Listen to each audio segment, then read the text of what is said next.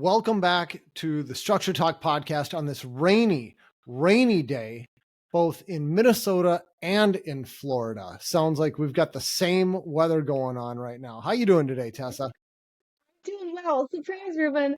I'm actually in Minnesota, so it's rainy Oh, It's rainy in Red Wing too. Actually, 69 and rainy. I did not know you Sur- were in town. Okay. Surprise! Yeah, All right. I Well, came it's not back. that much of a coincidence then. It's it's usually rainy in Florida every day too this time of year. So I wouldn't be surprised if it's raining down there. But yeah, I just came back. My mom had she had knee replacement surgery, so I'm here for a few days helping out with that. But we had Oh, how some pretty sweet of bad you. storm. Yeah, we've had some pretty bad storms the last couple days. How much rain did the Twin Cities get yesterday?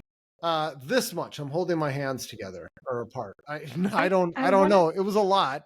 I've got Yeah, standing water in my backyard right now, which is not yeah. typical. Yeah, I think there was flash flood warnings. There were tornado warnings, at least in Goodhue County yesterday, and I think it rained like 4 inches yesterday at least. Oh my goodness. So yeah, I had a client who contacted me last night desperately because she had water coming up through the center of her concrete floor in her basement and didn't know what to Oh, do. oh Finished no. basement, yeah. So So that's a bummer. frustrating. That's a Yeah. bummer. But anyways, yeah, so we're gonna dive into this podcast today. You had something you wanted to talk about. Before we do Yeah. that, we always skip the show sponsors. Sorry. All right. Yeah, good call, Tessa. Okay, Thank you. Our show sorry. sponsors are IEB, Inspector Empire Builder. I've been a part of this group for a long time. I talk about it every week. So unless you're a first time listener, you know what I'm talking about. But I just talk about what's going on with IEB right now. The virtual summer mastermind is coming up. That's going to be on August 8th. And this is a 4-hour virtual mastermind. And the topic on this one, I'm so excited about this one, Tess. Hmm. Topic is AI and home inspections, AI on home inspections. How Yeah. are home inspectors using AI? I'm super Mm, excited about this. I feel like I cannot get enough information about AI right now. same. I Well, I and it's feel like I'm constantly so changing. behind the eight ball. Or Yeah, well, me too. And I think that's just how we're gonna feel for the next decade or so because it's changing so quickly. yes, yes. I just this morning someone was telling me about this class they were trying to sign up for, and it's like 15 minutes a day for X number of days for like a month or whatever. And I was like, send me that, please. I need this in small bits.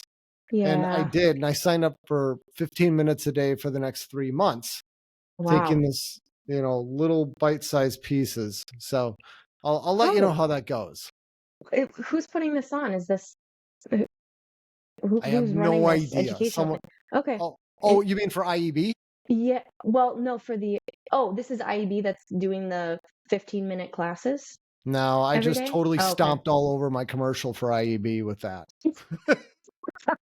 Well, IEB is going to have a good discussion that's geared towards home inspectors. So if you want to learn more about how other companies are integrating it into their business, I'm sure that would be a really Yes. good Yes. session to attend. Yeah, mark your calendar for August 8th. And we will have a link to Inspector Empire Builder in the show notes. You go on their website, you look at upcoming events. It's all very easy to find. Yeah, So nice. Yeah, I'm really looking forward to that one. cool, Okay, cool. so Tessa, you talked about the rain yesterday. I was sitting in my Yeah. office and I'm seeing all this water coming down, hitting my window in the side of my house, despite the fact that I have overhangs. And I'm going, oh boy, I am I am due to get up there and clean my gutters. They're clearly Uh-huh. overflowing. But then I see it happening on the back side of my house too. And I've got one of those 2-story with a walkout. So basically it's 3 stories up. I don't have a ladder that goes up 3 stories. And I ain't climbing to the edge of my roof to clean out my gutter either. It's too steep.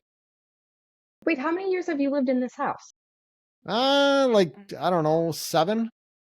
And you've never cleaned out the gutters Well, on on the the back back? side of the house. I've never done it on the Oh, back. I mean, there's no trees back there. oh, that's true. So Okay. why would they ever get dirty? Yeah. And I'm not even convinced they're dirty. I'm thinking maybe there was Huh. just so much water that it couldn't It, handle that volume. I don't yeah. know.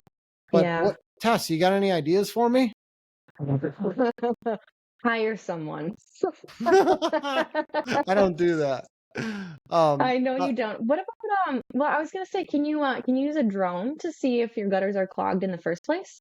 I could. I don't own a drone, but there's a bunch of people on my team who do. I'm sure one of them Exactly. could do that. You know what I did last year? I would just Mhm. remember this. I think I had the same thing last year, and I took my leaf blower. I got, one of those backpack leaf blowers, like a really Yeah, powerful one.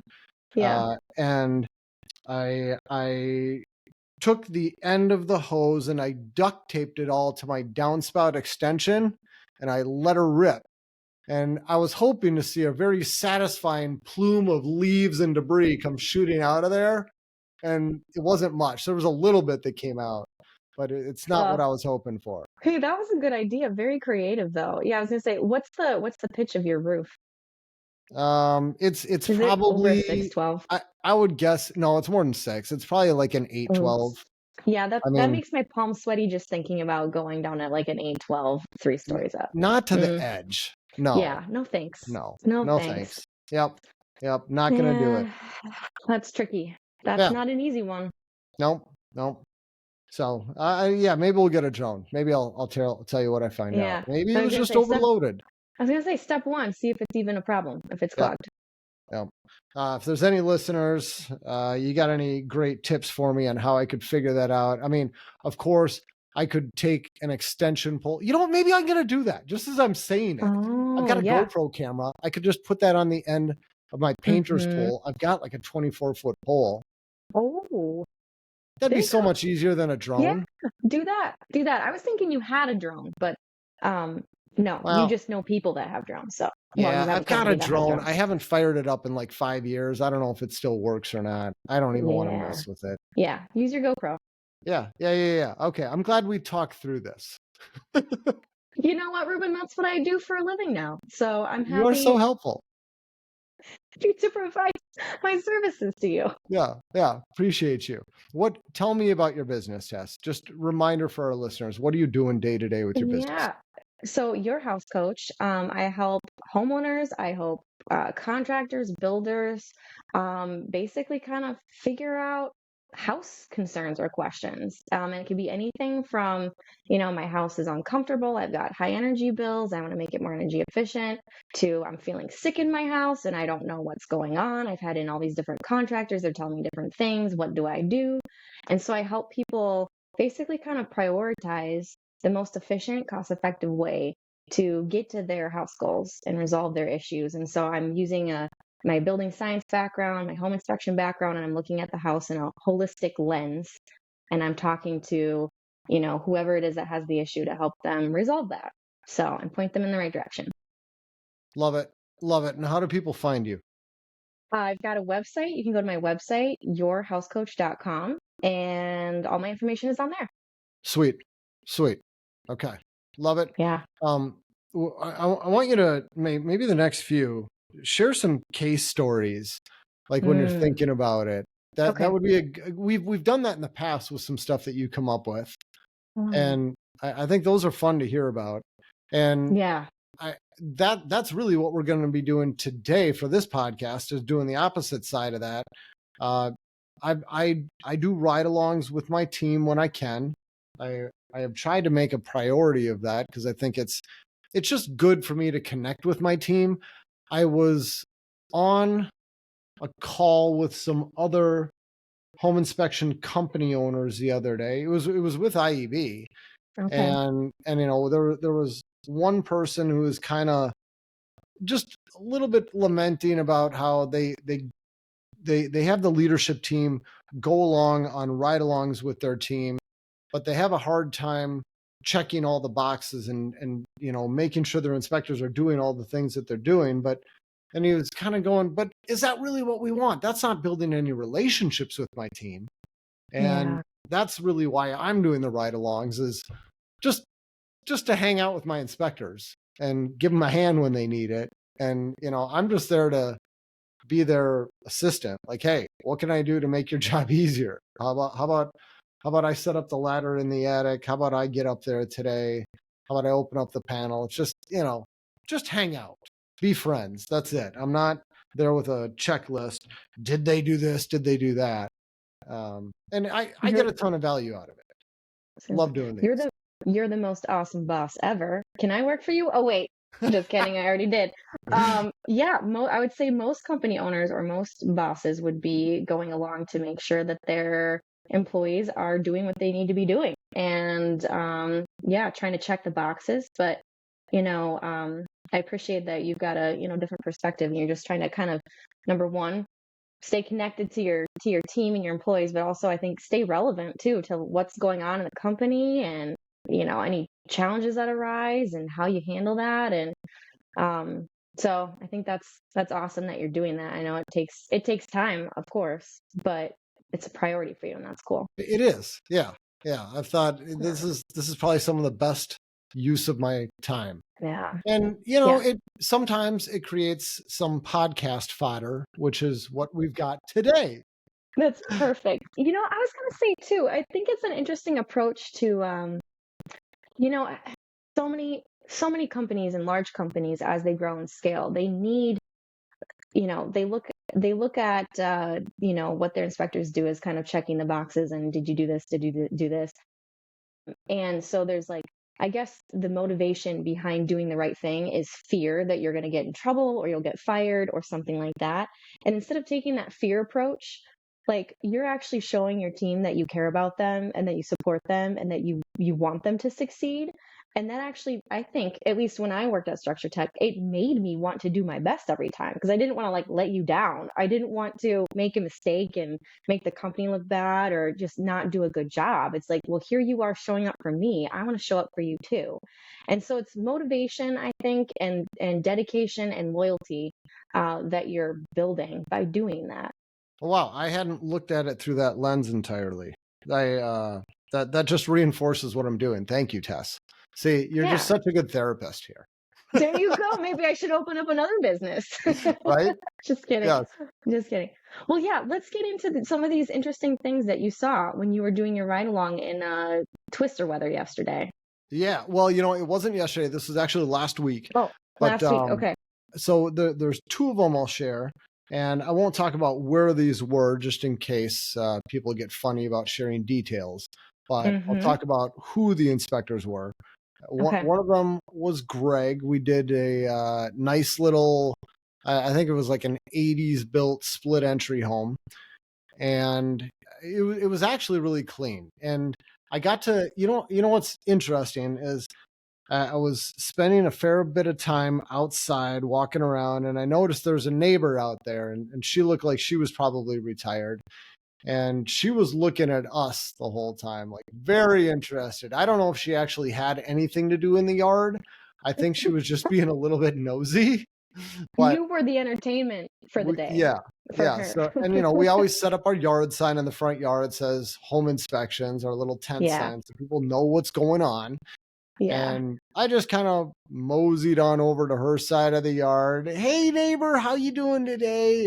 And she came over and she started talking. And I think if you are buying a house, if there's any way you can meet the new neighbors, I mean, especially in the pre-purchased part, Do it. what a gem. Do it. Yes. Do it. Yeah. I mean, maybe you're gonna learn you don't actually want to live there. Maybe you don't want to be next to these nasty people. No, I've never experienced that on a home inspection. Normally they're very nice people. And this woman was very nice, very talkative, and I learned a lot about the people selling. Learned that they've been retired for a long time, and they are not at all going to be missed. They were very cranky. They would take all of their leaves and they would always blow them into her yard. like every day they would blow their leaves into her yard. And she's like, "Oh, I'm not going to miss that." Um, Oh, and I oh learned that man. they have a lot of money. And Ah, it's like, wow, if I were in negotiations, these would be really cool things to learn. Of course, we don't share this with the buyers. I mean, that's no. none of my business. But if I Yes. were a buyer, I would kind Yes. of appreciate hearing all of this stuff. She sounds fairly uncensored, and she would have told whoever was willing to listen that Oh yeah, information, and if it happened to be the new buyers, then yeah. yeah, yeah. So Wow. that's my little tip for home buyers is try to get to know the neighbors. If you see them outside and you're on a showing or something, go up and Say hi. introduce yourself as a potential buyer. Yeah, see what's going on. See what kind Wow, of dirt you wow, can get on the house. that's rich. That Yeah, is. yeah. But, as far as that inspection went, it was kind of a boring inspection. They had the, what's that? The hardboard siding, Uh-huh. what we call it, masonite sometimes. Yeah. And, it was a little needy. They had a bunch of nails going through where it was swelling. It's not like it had to be replaced, but there's probably a few boards that could have been replaced, a few Yeah. areas where they could touch up the paint. All in all, pretty good shape. They had a deck at the back of the house, and it's a couple levels to the deck. The upper level, totally fine. The lower level did not have a guard. And all right, Tessa, I'm testing you now. See how your memory is. Oh At boy. what height above the ground does the code require you to have a guard? Oh my gosh, is it 18 or 36? Uh, Am I it's wrong it's in completely? between. It's right in there somewhere. Yeah. Too long. No, Oh, remind me. yeah. Remind me. That's right on the border of what I can still Wait, is it remember. 30? It's 30. Yeah. Okay, Yeah. 30 inches. Wow, I totally just had a this is what happened when you don't use these numbers every day anymore, and it's been They a few go. years, they Yeah. completely leave your brain. Yeah, for sure. And I thought this would be a tough one for you because it was 30 right on inches, the verge yeah, of me forgetting. Yeah. that's right. Well, thanks Yeah. for the reminder. Yes, Yes. okay, Yes. good. Yeah, yeah. So I went around and measured, and it was like exactly 30 inches all the way around. So what do we say when it's like, I mean, Mm, 29 and 7/8 inch? What do we tell mm. people? I mean, if it was me inspecting this, I would just probably put it in the report that it was kind of close to 30 inches, right at 30 inches, and just be aware if it's more than that, it should have a guardrail, technically. Yeah, we put a note in the report saying it's very close to 30. And while the code requires it at 30, there's nothing stopping you from putting one up anyways, because if a child falls off the edge of that guard, are they gonna be totally fine if it's 29 inches, but they're gonna get traumatic head injury at 31 inches? Like, Yeah, these 2 inches are not a magic number. That two yeah, inch difference. I mean, there's yeah, not a whole lot of science behind this. Someone just arbitrarily said, "All right, we're gonna yeah, require them at 30 inches." So it's a good idea to add it. We don't list it as a defect or anything like that. yeah. We just say, "Hey, this would be," and I think the right term for this would be, this is a good safety upgrade. Mhm.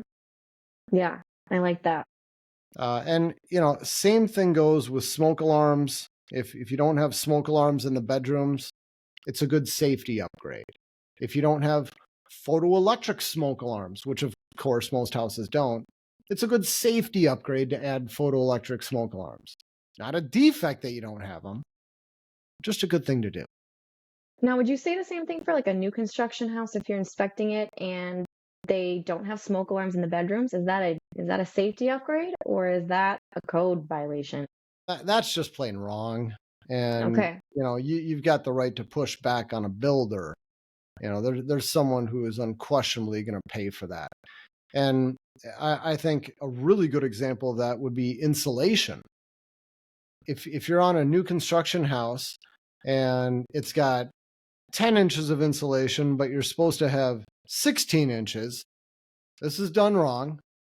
And I think any buyer ought to be pushing back on the builder and say, "Hey, I want Mhm. you to fix this. This is what Yeah. I'm paying you for. This is the code minimum."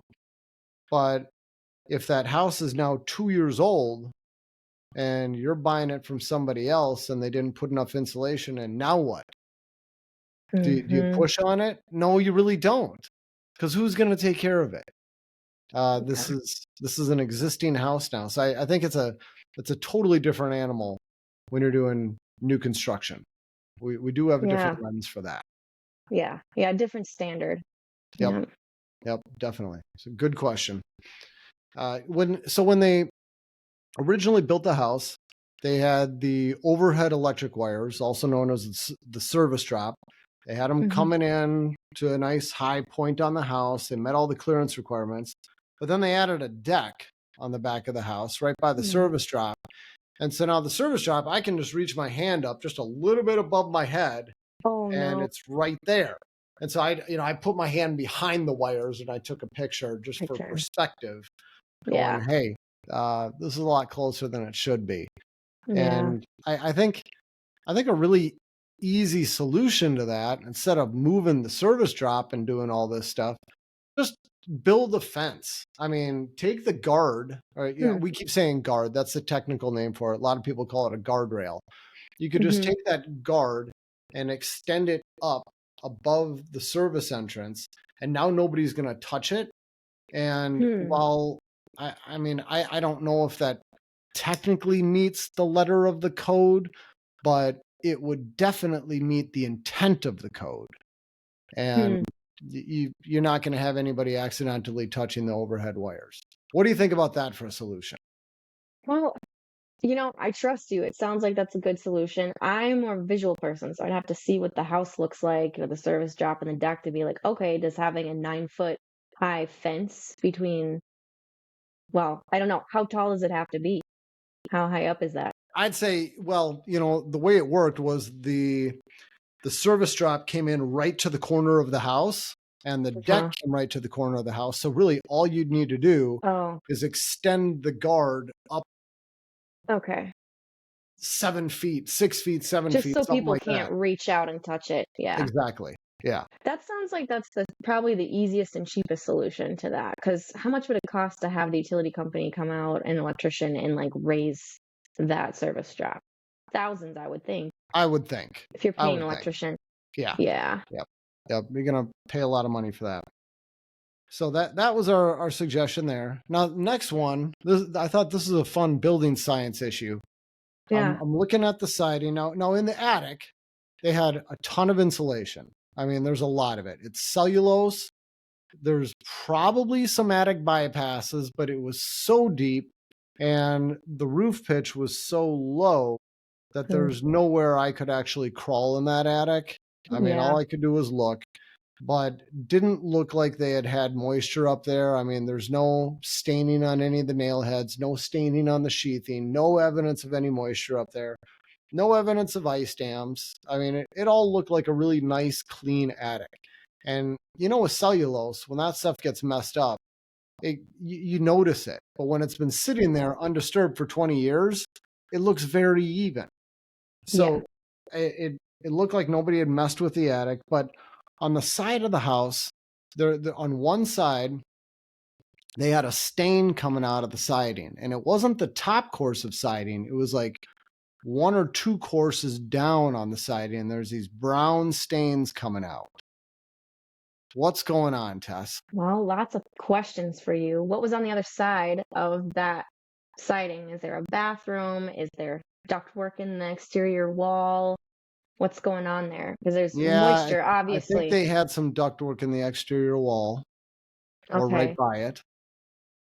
Yeah, so I mean, the staining obviously is moisture. Where is it coming from? Is it coming from frost in the attic? And it sounds like the attic doesn't look like it's been wet or has a moisture issue, so it's probably No, coming from somewhere else. So is it coming yeah. from a higher source of humidity, like a bathroom, and moisture is somehow pushing out? Is there a disconnected bathroom somewhere, or is it maybe a ductwork issue, and maybe they've got humid air that's leaking out of this ductwork in an exterior wall and kind of pressurizing this exterior wall cavity and creating moisture issues? That was my thought, and I don't have an answer for you. I don't know Mm. definitively what it was, but one of my first thoughts was, we've talked on this podcast a number of times about whole house ventilation strategies. How do you change out the air in the house? And the way we're doing it today is with balanced ventilation, where you put Trying to. in We're trying to do it we're today. trying. Okay, yeah, thank you. We're trying. Uh, Attempting. you put in a device that brings air in and exhausts air out. It's called an air exchanger. We call them a heat recovery ventilator or an energy recovery ventilator. But back when this house was built, there was no such thing. And one method they would use is positive pressure ventilation, where you take your return duct on the furnace and you run a insulated flexible duct to an outside wall, and you have a register on the outside wall that we typically call the combustion air duct, but really it's connected directly to the furnace's return plenum. And so every time that furnace blower fan turns on, you're sucking air in from outside the house, but there Mm-hmm. is no way for that air to leave the house. But it's going to leave the house somehow. You just don't Mm-hmm. have a nice pathway for it to go, and it's Mm-hmm. going to find its own pathway. Mm-hmm. And so as soon as I saw these stains, I'm thinking, I wonder what they did with that combustion air duct. And Interesting. sure enough, the duct was connected to the return duct. And so Wow, really good job sleuthing on that. You still I got it.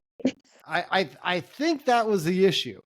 And I I think if can they want believe to it. solve this, all they need to do is disconnect that combustion air duct from their return, just drop it Yeah. down into the room, seal off the hole in the return, and the whole house is going to be a lot happier. What do you think? I like how you're thinking, Ruben. You're a man of action. You like to get things done and you do it yourself. And that would be, one thing that you could try to see if it changes it. But in the building science world, there'd be people that would want to do a whole list of tests to try and figure out what's exactly going on and then to actually fix the issue that they figured out what was going on. So some of the testing I'm thinking that they would be doing would be just, doing an overall blower door test. Let's see how leaky the house is. Let's see where the air leaks are happening. Let's do duct leakage testing. Let's measure the leakage from the inside to the outside. And they'd be checking, if you've got ductwork in exterior walls or the attic spaces, how much is actually leaking out of that ductwork. They could be checking, the combustion air coming into the furnace and how much that's actually pressurizing the system, Oh, and if it gosh. needs to be balanced or not, and tweaking all of that, adding supplies or returns. Um, so there's a lot of different tests that could be done to try and figure out, is the system balanced? Is the house leaking? Where are things leaking? And how do we Yeah, fix it in a way that's not going to create more problems? sure. Um, in general, I mean, yes, you could disconnect that combustion air to the furnace. Hopefully, it's not then pressurizing things. But what if you've got, a change in ownership and you get, let's just say it was like, an elderly couple living there before and, pretty they showered regularly, cooked regularly, but then you change it and you have like a family with 3 kids that move in and they're doing a lot of showers, more cooking, there's more humidity in the house. It's going to change things. And if the ductwork in the exterior wall is still leaky, maybe they'll have more humidity issues, or if they add like a whole house humidifier at some point. I mean, didn't ask you that. I'm assuming it didn't have that. Otherwise, It you did probably would not. have said No. disconnect that. But like if Yeah. someone ever changed it and added one of those things, even if you disconnect the combustion air from the return, you add a humidifier, you add, moisture load on the house, that could change things too. So it might work. Go ahead, try it. It's not going to hurt anything. Um, but to know for sure, there's a bunch of tests you could probably do to try and figure it out. Oh my gosh, it makes my head hurt to think about all that. Yeah. It's a lot. It's a lot. And the tricky part is there's not a lot of people out there that know how to do that or can do that. And Yes. maybe you find someone who can do the testing, but then good luck trying to find like an HVAC contractor who can actually fix it too. Yeah, it's rarely the Right? same person who's going to test for it and who's going to actually do the Exactly. work. Yeah, Yeah. yeah.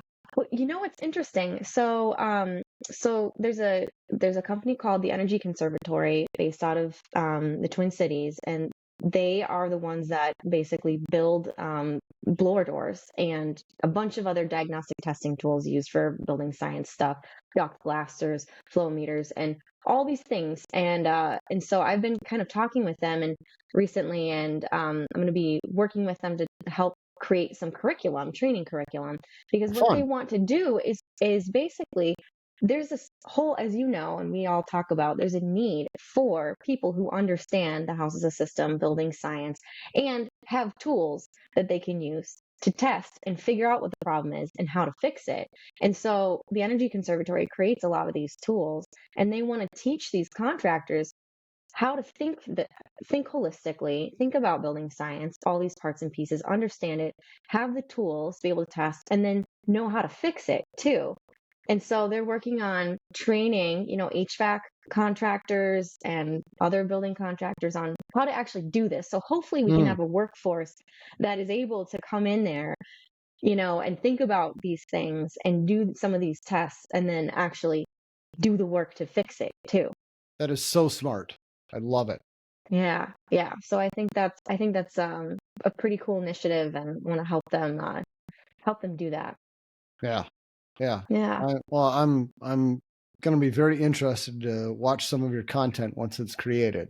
We'll see. Yeah, we're working on it. We're working on it. And you know what? They're building they've got a new facility out in the Woodbury area, or Oakdale, I guess, just east of St. Paul, and they are building um actual like houses, test houses, kind of like InterNACHI has the House of Horrors for home inspectors, where you can go and you can actually kind of do all these, just practice inspecting a house with all these issues. Same thing. They're building several different kind of fake houses where they have all these different issues that you can then use these tools to do the testing and see how you change one thing, it impacts another. So that's pretty neat too. They'll have a great facility when they're done with it.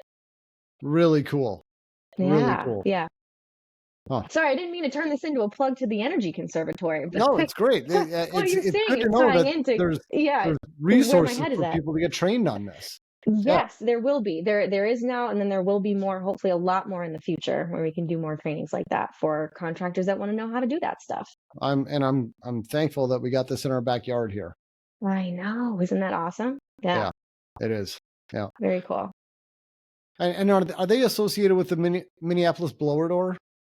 Yes, they're the company that builds and creates the Minneapolis blower door. Yep, Okay. All right. yep. Yeah, if you're someone out there who uses a blower door, you probably use Minneapolis blower door or another company called Tektite. And maybe there's other players in the field, but those have kind of been the two main ones for a while now. But yeah, they come right here, right out of Minneapolis. Love it. Love it. Yeah, very cool. All right. So that Sorry, that we got was off track. well, Yeah. yeah. That's okay. That's Going what we back. do. That's what we do. This is our podcast. We can talk about whatever we Yeah, want. Yes. so it's true if anybody's listening. So what else did you find in this 1980s house besides these Well, interesting watermarks on the that exterior? was it. That was it. Pretty boring inspection. Okay, So well that's good. inspection number 2. This was like a 1960s Rambler with a Okay. walkout.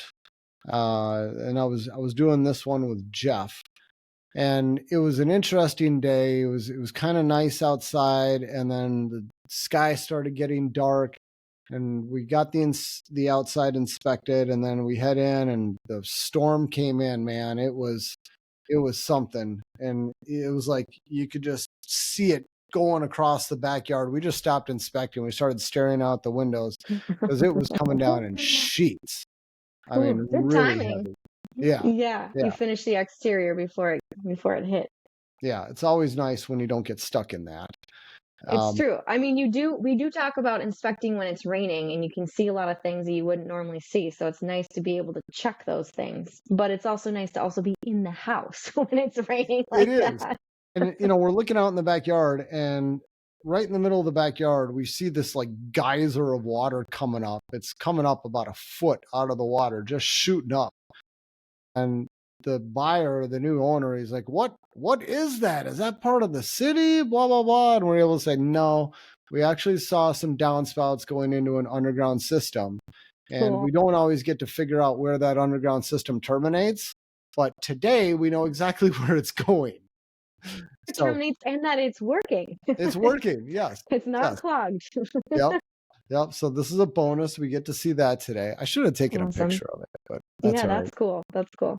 And then the house had these huge overhangs, like 4-foot overhangs, and then the windows were tucked right up underneath the overhangs.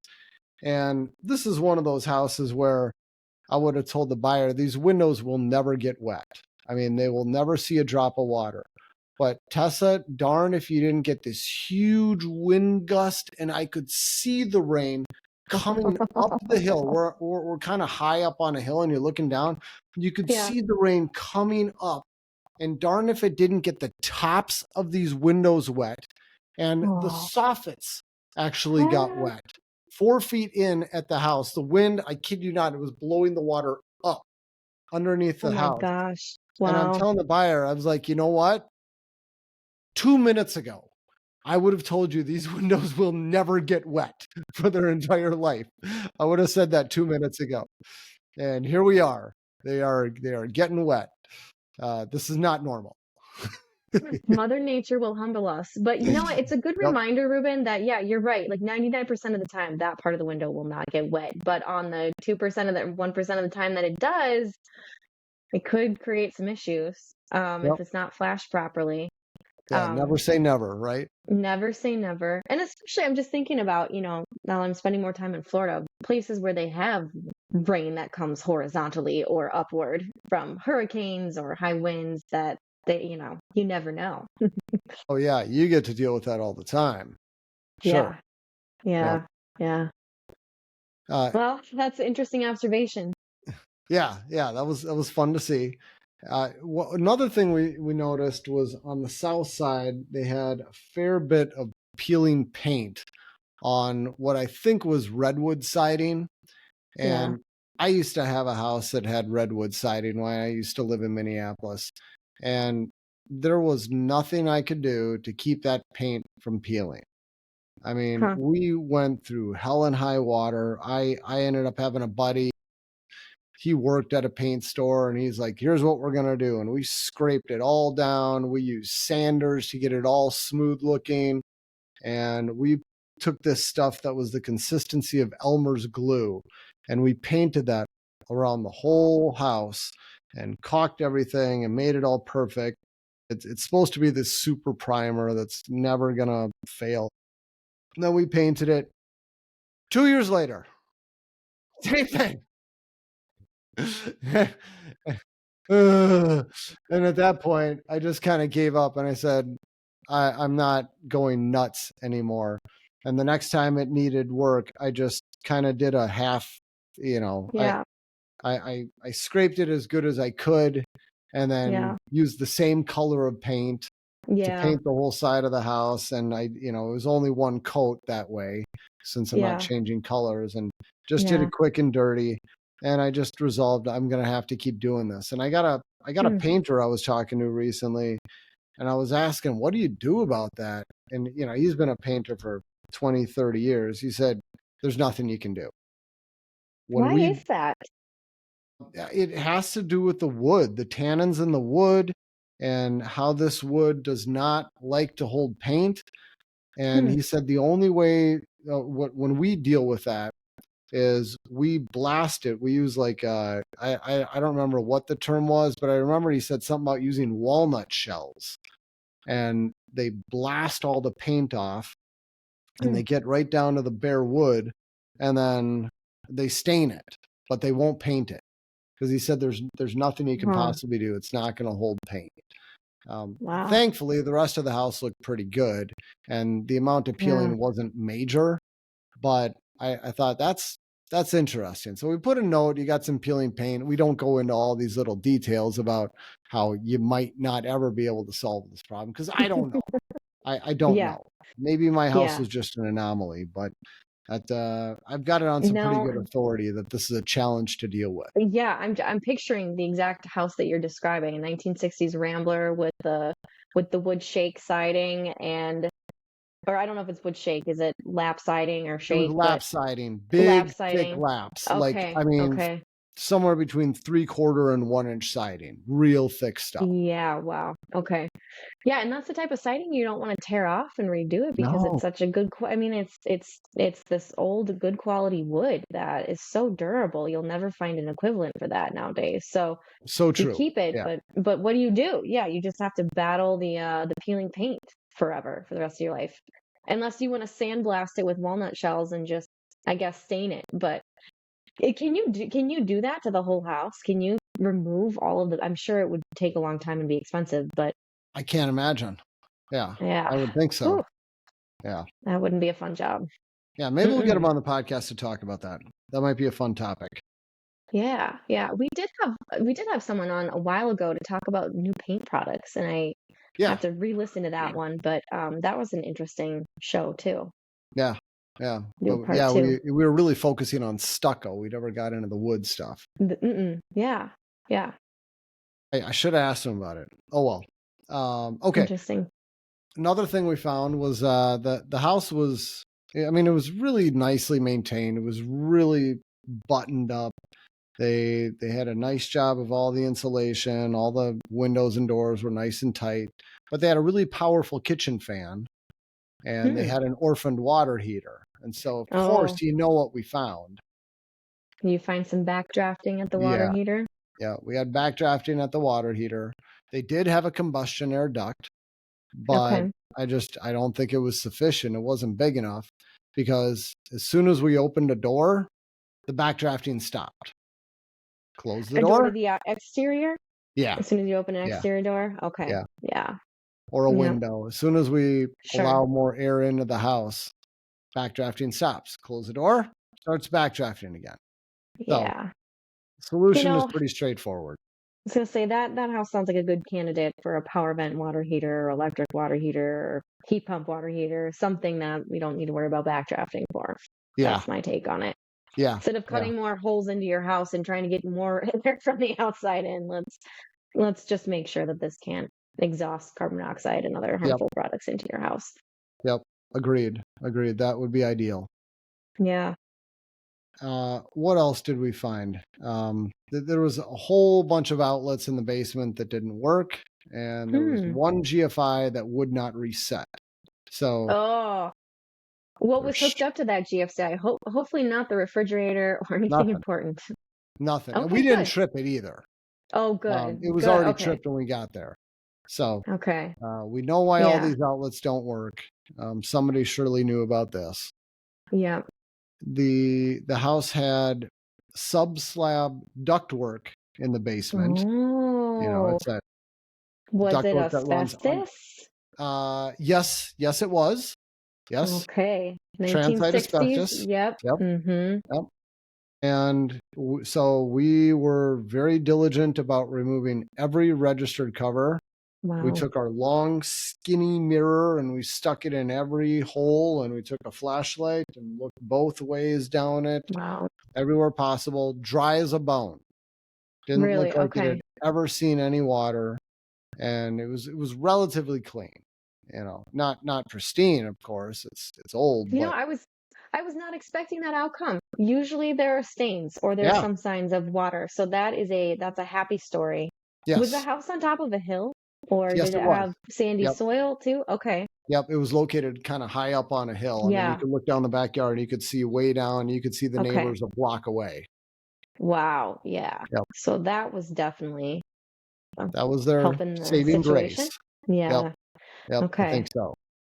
So nice to not find any problems there. And then probably the last, I mean, there's a handful of other things that are boring, but the last one we found was that in the garage was where they had the access to the attic. And Hmm. there's no opening. It was an insect screen separating the garage from the rest of the attic on the house. No. And of course, that compromises our fire separation. Hmm. Supposed to be covered over. Yeah. Simple fix. Get a piece of Yeah, that's an drywall, easy one. screw it in place over that. If you need to get in the attic, unscrew it. That's all there is to Yeah. it. Yeah. Well, that sounds like a pretty easy house. I mean, there's some things, but it's not like there's anything that's disastrous going on there. Yeah. Yeah. Yeah. Nothing disastrous, but just fun to stay on top of this stuff and Totally. see what's going on, see what house they're selling for, the new features people are adding to these old houses. Oh my goodness. Did you Yeah. see some new things that people added on both of these houses? Well, Updates? the one where the retired people were moving out, no, but Okay. on the other one, I mean, man, they had this was interesting. They had TVs, little TVs set up all over the house. Like, I mean, they had them in the bathrooms and in the closets and in the What? kitchen, and just these little wall mounted TVs, probably 12 inches or whatever. Like And they flat had, screens? Just little yeah, flat yeah, screens? little flat screens. And they Huh. had everything, they had coax run to all of the locations, and all the coax came together and it went to one single cable box in the basement. And I guess this person had good reason to be watching the news all the time. Oh my gosh. You know, it had something to do with their job. And they had it Hmm. set up so that they could have all the TVs on, and no matter where they went in the house, they're not going to miss a minute of the news cycle. So, because you'd change the channels on all the TVs with one device. Oh my gosh. Pretty weird. Wow. I mean, not weird, That's but I've never unusual. seen any. I've never seen a house that has a TV in the closet. I mean, I've seen houses that have TVs maybe in the bedroom, of course, and maybe a bathroom, kitchen sometimes, but never a closet. That's a Yeah, new one. yeah, I wonder yeah, what that person did for a living. Why they yeah, needed to be that yeah. in tune with it. I was very curious myself. Yeah, but Interesting. that was a Huh. very unique feature. Extremely unique. Hmm. Yep. Hmm. But I mean, they had spent a lot of time on this house. They redid a lot of stuff. I mean, just cool light Wow. fixtures everywhere. Everything Yeah. was new and shiny and high end appliances. I mean, it Wow. was a really nice Ex- house. Except for the water heater. Yeah, I don't think they knew about that. They probably didn't. Yeah.